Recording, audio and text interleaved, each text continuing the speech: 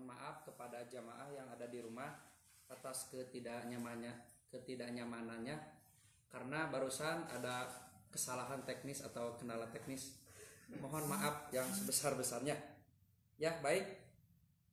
Kita lanjutkan lagi kepada Ustadz Iwan untuk memaparkan materinya.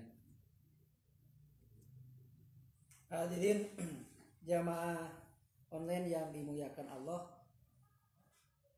Jadi dalam kondisi seperti ini kita terpaksa harus tinggal di rumah, dan Allah Subhanahu wa Ta'ala dan Rasulnya telah memberikan arahan kepada kita bagaimana tatkala kita tinggal di rumah. Maka tadi saya sudah kemukakan di awal sebelum ada gangguan teknis tersebut, bahwa rumah itu bisa, kita di rumah saja bisa barokah asalkan kita masuk dan ke rumah mengucapkan salam tatkala kita keluar dari rumah ataupun kita masuk rumah. Kemudian kedua, kita makan di rumah senantiasa zikir kepada Allah, maka lebih luasnya kita mengisi kegiatan di rumah itu dengan kegiatan-kegiatan zikir kepada Allah Subhanahu wa Ta'ala. Apalagi kita pada kondisi sekarang ini sedang diuji, maka mestinya kita lebih mendekatkan diri meskipun kita ada dalam posisi di rumah saja, tidak boleh keluar. Itu mungkin sebagai kesimpulan dari pembahasan saya.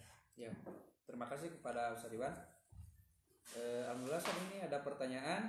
Yang pertama, Ustadz, bagaimana kiat-kiat agar bisa di rumah aja bisa berkah? Kiat-kiatnya, Ustadz. Kiat-kiat agar rumah kita berkah. Tentu kiat-kiat di sini kita harus melihat bagaimana Rasulullah SAW menjadikan rumah ini berkah. Maka yang pertama, dengan hadis dikatakan apabila kita ada di rumah kita, senantiasa kita hendaknya dzikir kepada Allah Subhanahu wa Ta'ala. Dalilnya, idza dakhaltum buyuta fasalimu ala anfusikum. Kita masuk rumah mesti mengucapkan salam, dan kita keluar mesti mengucapkan salam. Tatkala kita makan di rumah juga mesti mengucapkan salam. Tatkala kita minum juga kita makan mesti bismillah. Tatkala kita minum juga mesti zikir kepada Allah. Insya Allah dengan begitu rumah kita akan barokah. Kenapa akan barokah? Karena setan yang tadinya di luar mau masuk tidak ikut masuk. Yang tadinya di rumah akan keluar. Sebagaimana tadi dalam hadis Muslim, apabila yang di rumahnya itu senantiasa zikir kepada Allah, setan akan berkata kepada teman-temannya, kepada balad-baladnya, la mabita wala asya'a. Tidak bisa ikut tidur di rumah tersebut dan tidak bisa makan di rumah tersebut. Dengan otomatis setan dengan tidak bisa masuk karena zikir kita kepada Allah, maka rumah kita akan menjadi barokah. Ya. Untuk selanjutnya, pertanyaan kedua, Ustaz. Bagaimana hukum mengucapkan salam pada orang kafir? Bagaimana hukum mengucapkan salam kepada orang kafir?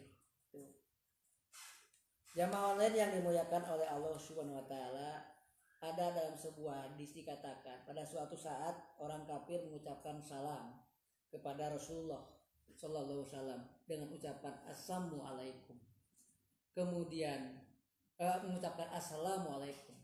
Kemudian Rasulullah jawab assalamualaikum. Kenapa dijawab seperti itu? Karena asamu itu kecelakaan bagi kalian.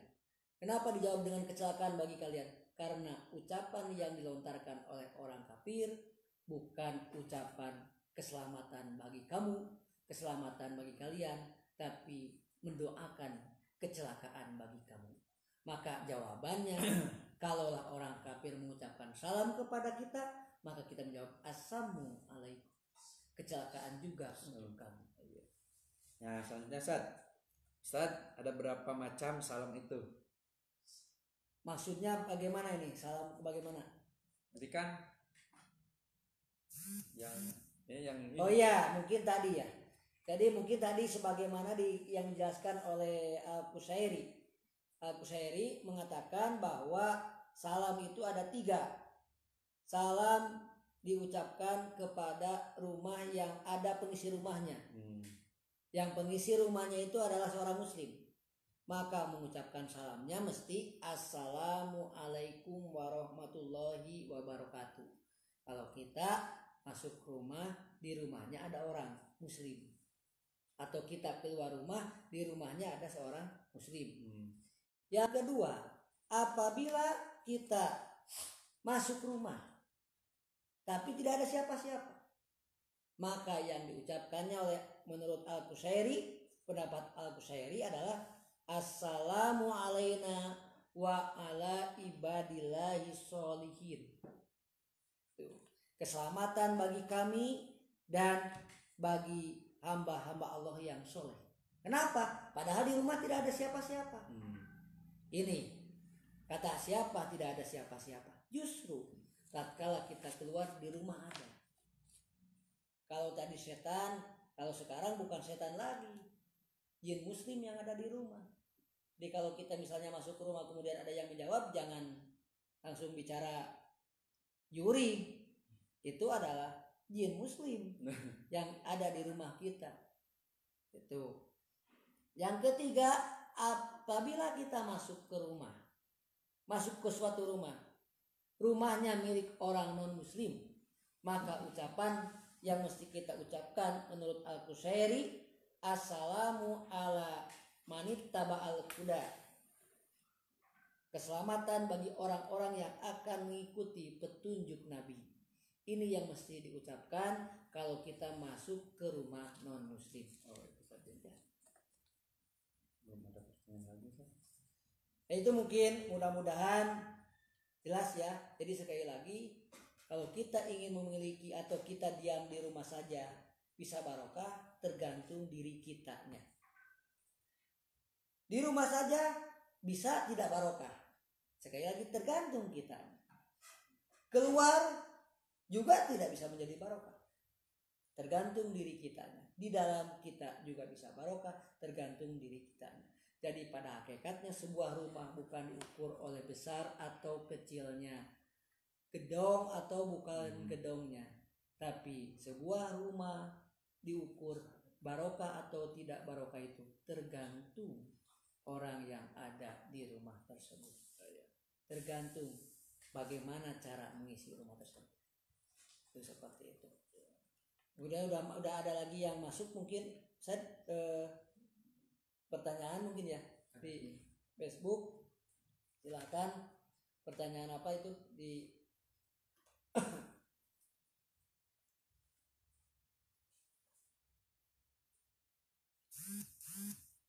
jadi indikasinya kalau rumah yang penuh barokah itu menurut Al-Qurtubi tadi bisa membukakan kebaikan, kemudian bisa membukakan turpau ababu solihah, pintu-pintu kesolehan.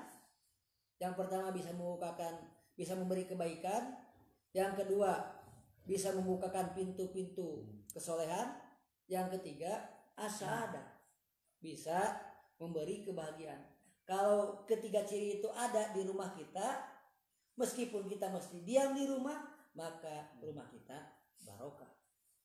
Tapi kalau ketiga ciri tersebut, misalnya kita punya rumah besar, tidak bisa memberikan kebaikan, tidak meningkatkan kesolehan kita, dan tidak memberikan kebahagiaan kita, maka rumah kita tidak termasuk kepada, meskipun kita di rumahnya tidak barokah rumah.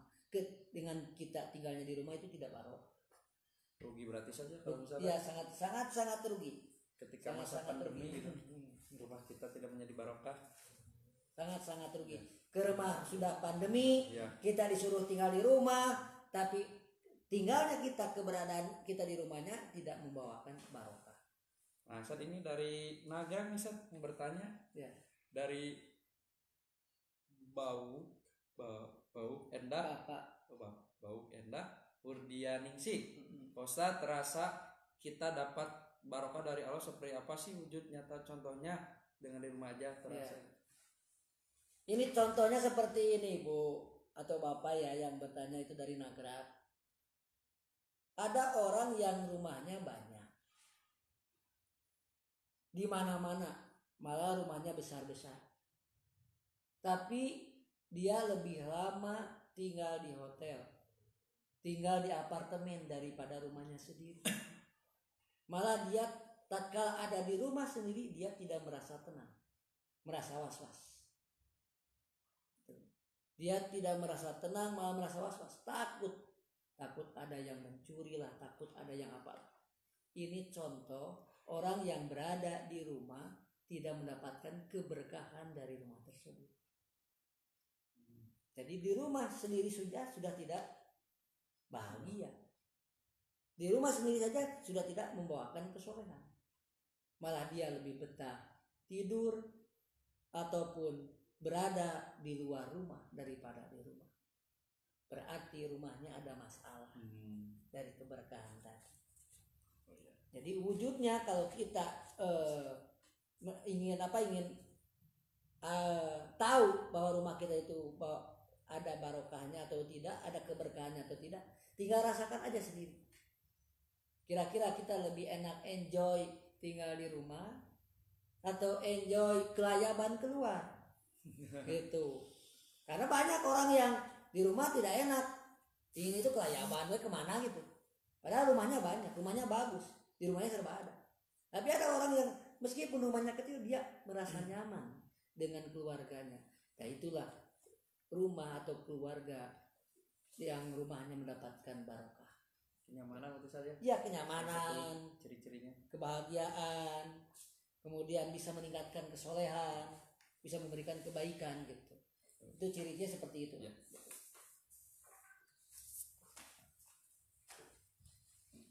Masih ada pertanyaan?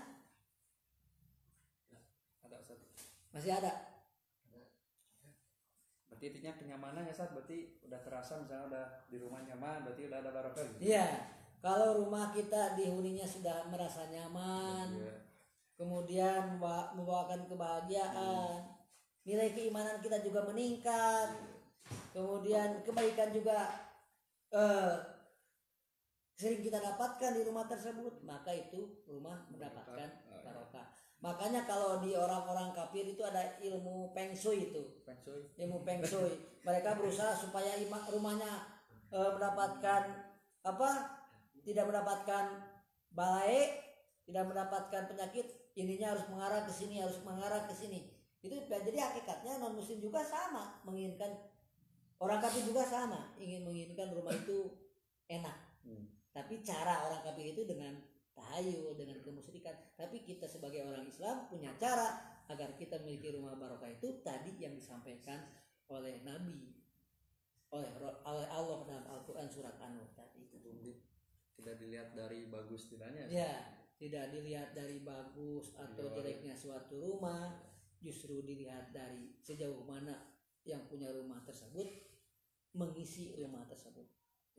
Makanya saya suka kenapa banyak orang yang di rumah itu menyimpan ayat-ayat kursi. Katanya ayat kursi itu untuk musir juri, cerita gitu. Padahal bukan ayat kursinya, tapi apakah yang di rumahnya suka membaca Al-Quran? Tidak. Gitu.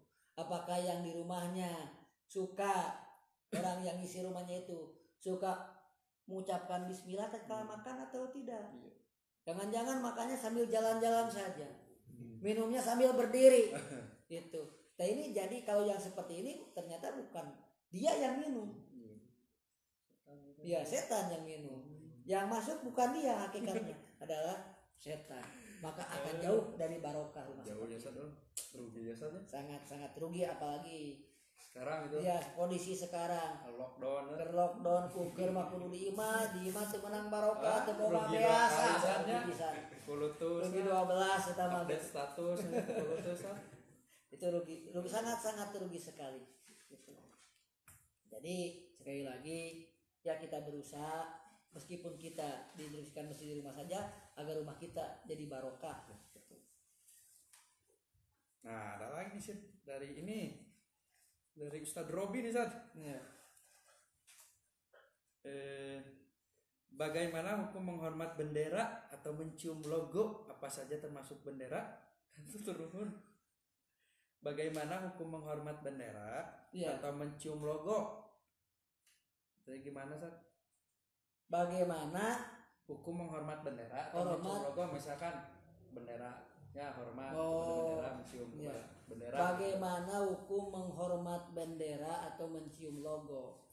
Sepanjang itu tidak masuk kepada iktiqodiyah, kepada akidah, itu tidak apa-apa. Tapi kalau itu sudah termasuk kepada nilai-nilai akidah, ada nilai-nilai syirik menjadikan andat bagi Allah, maka itu jadi haram. Kalau sepanjang mencium tidak ada unsur akidah, kemudian menghormat tidak ada unsur akidah, itu tidak apa-apa. Tapi kalau penghormatannya itu, karena gini, ada orang yang menghormat bendera itu bukan hanya menghormat, tapi dia menghormat itu didasari akidah. Sampai-sampai bendera teh ulah nepikeun kana tanu, amun kana tanu teh disuun, itu sudah kepada akidah. Tapi kalau menghormat hanya biasa-biasa saja, mencium juga tidak dasar unsur akidah, maka itu boleh-boleh saja. Tapi kalau sudah masuk kepada akidah, itu termasuk haram dan musyrik. Iya. Itu. Ya, baik. Terima kasih kepada Ustadz Iwan yang telah memberikan ilmunya yang mudah-mudahan bermanfaat bagi kita semua ya. Ya, terasa itu. Ya. Kata terakhir mungkin dari anak. Ya. Simpulan. Hadirin wa iman jamaah online yang dimuliakan Allah Subhanahu wa taala. Sekali lagi, ukuran keberkahan sebuah rumah atau kita dipaksa diam di rumah, itu ukurannya bukan besar atau kecilnya rumah. Tapi suatu rumah bisa dikatakan mendapatkan barokah meskipun kita harus diam di rumah. Tinggal dilihat saja indikasinya sebagaimana yang dikatakan oleh Imam Al-Qurtubi. Yang pertama, apakah rumah itu bisa memberikan kebaikan kepada kita? Yang kedua, apakah rumah itu mampu membukakan pintu-pintu kesolehan? Yang ketiga, apakah rumah itu membawa kebahagiaan bagi pengisinya? Kalau ketiga poin tersebut tidak ada dalam rumah tersebut, maka pertanyaan besar, buat apa kita di rumah saja kalau tidak ada keberkahan dalam rumah kita? Mudah-mudahan apa yang saya sampaikan menambah keyakinan kita kepada Allah, dan mudah-mudahan ini kajian ada. Wassalamualaikum warahmatullahi wabarakatuh. Ya, alhamdulillah untuk kajian